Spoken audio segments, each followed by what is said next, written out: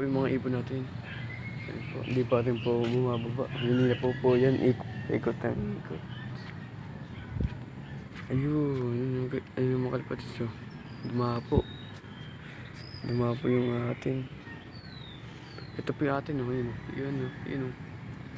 Ayun oh. Ayun oh. Lumilipad oh. Ayun oh. Ayun oh. Wala po.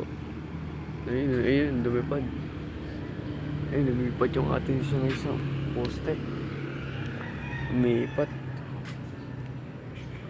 Mga 6 ata. Mga 6 ano ata ngayon mga kalapatids. Mga 6:20 ata tayo nagpalipad.